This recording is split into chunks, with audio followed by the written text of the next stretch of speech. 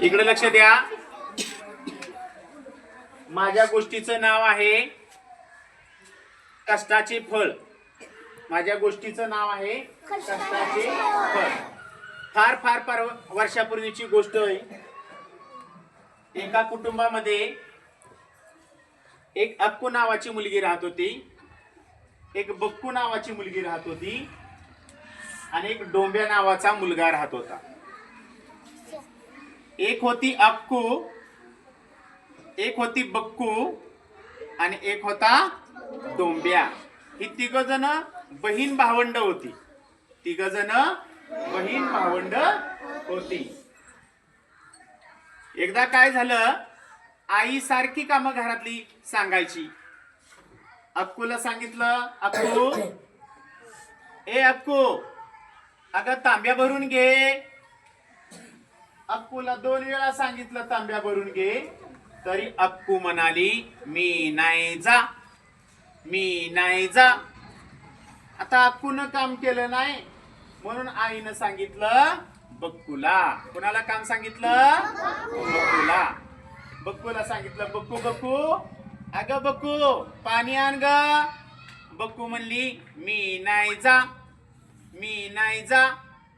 अक्कूनं नाही काम ऐकलं, बक्कूनं नाही काम ऐकलं. मग आईनं आपोआपच डोंब्याला काम सांगितलं. डोंब्याला आई म्हणाली, अरे डोंब्या डोंब्या पाणी आण रे एक तांब्या भरून. डोंब्या पटकन गेला, तांब्या भरून घेतला आणि आईला नेऊन.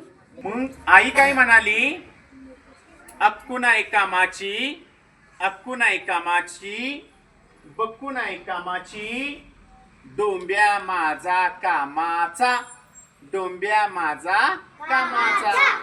मग आईनं परत थोड्या वेळाने एक काम सांगितलं, अगं अक्कू, अगं अक्कू, अगं दळायला जातेस का गिरणीत? अक्कू म्हणाली, आई मी नाही जा. मग आईनं बक्कूला काम सांगितलं, बक्कू, अगं दळण घेऊन जातेस का दळायला? बक्कू म्हणाली, मी नाही जा. 2 वेळा सांगितलं तरी बक्कू म्हणाली, मी नाही जा. मग आपोआप आईनं काम सांगितलं डोंब्याला.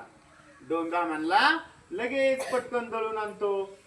मग त्यानं काय केलं, दळण घेतलं, गिरणीत गेला, दळण दळलं आणि पीठ घेऊन घरी आला. मग आई म्हणाली, अक्कू नाही कामाची, बक्कू नाही कामाची, डोंब्या माझा कामाचा. अशी अनेक कामं सांगायची आई.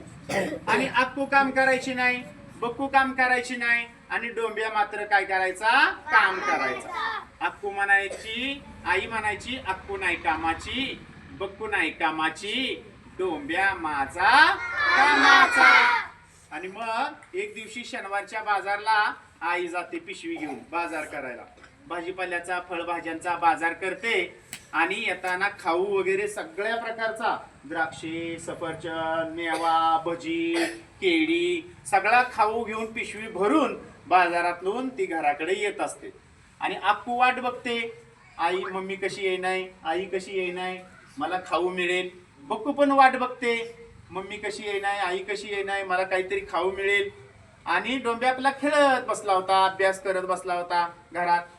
मग आई रस्त्याने चालत होती, तोपर्यंतच अक्कू पळत पळत पळत आडवी गेली आईकडे आणि आईला म्हणली, बघू काय आणले पिशवीत, दाखव बर मला. आई म्हणली, मी नाही जा. अगं दाखव ना. ती म्हणली, मी नाही जा. अक्कू म्हणली, मला केळ दे खायला. आई म्हणली, मी नाही जा. मग रडवेली झाली अक्कू. मग घराजवळ पोहोचताच बक्कू पण दारात आली आणि उभी राहिली. मम्मीची पिशवी पाहू लागली, काय आणलंय मम्मीनं. मग मम्मीला म्हणली, मला खाऊ दे. काय आणलेस बघू, मला भज्याचा पुडा दे. आई म्हणाली, मी नाही जा. आई म्हणाली, मी नाही जा. मग डोंब्या घरात अभ्यास करत बसला होता. मम्मी म्हणजेच आई घरात गेली आणि पिशवी ठेवली आणि पहिल्यांदा भज्याचा पुडा काढून तिनं डोंब्याला दिला. अक्की रडायला लागली, बक्की रडायला लागली आणि डोंब्याला भजी मिळाली. मग आई म्हणाली, अक्कू नाही कामाची, बक्कू नाही कामाची आणि डोंब्या माझा कामाचा. डोंब्या माझा मग अक्कीला अक्कल आली, बक्कीला पण अक्कल आली आणि डोंब्या अभ्यास करतच होता, प्रामाणिक होता, तो काम करायचा, कष्ट करायचा. आणि मग अक्कीनं काय केलं, मम्मी सांगल ती काम करायला सुरुवात केली. मम्मी म्हणली ताट वाढ, जेवण वाढ सर्वांना. मग अक्की पळत गेली, ताट धुतलं, तांब्या घेतला पाण्याने भरून, ताट मांडलं आणि त्यात जेवण सर्वांना वाढून संध्याकाळी सगळे जेवायला बसले. आणि बक्कीनं पण काय केलं, सगळं कांदा चिरला, भाकरी मोडल्या, ताटात वाढल्या, नंतर भाजी वाढली आणि अक्कीला मदत केली. मग जेवताना मम्मीला काय वाटली, दया आली मम्मीला अक्कीची आणि बक्कीची. त्यांनी काम ऐकलं. मग मम्मीनं काय केलं, राहिलेला भज्याचा पुडा काढला आणि जेवणासोबत सगळ्यांना 2-2, 3-3 भजी दिली. नंतर केळी खायला दिली, केळीचं शिकरण केलं आणि मस्त पैकी सगळे गोल करून घरामध्ये जेवायला बसले. आणि मग आई म्हणाली अक्की माझी कामाची, बक्की माझी कामाची आणि डोंब्या पण माझा कामाचा. असे तिघेही काम करायला लागले. आता या गोष्टीतून बोध काय घ्यायचा आहे बाळांनो, तर आपण वडीलधाऱ्या माणसांचं काम ऐकायचं असतं, त्यांना मदत करायची असते. तसेच गावात कोण आपल्या घरात, कुटुंबात, शाळेत दिव्यांग व्यक्ती असतील, अपंग असतील, तर त्यालाही आपण काय करायचे असते, मदत करायची असते. मदत करणारा व्यक्तीला, कष्ट करणाऱ्या व्यक्तीला देव भरभरून आपोआप काही ना काही देत असतो.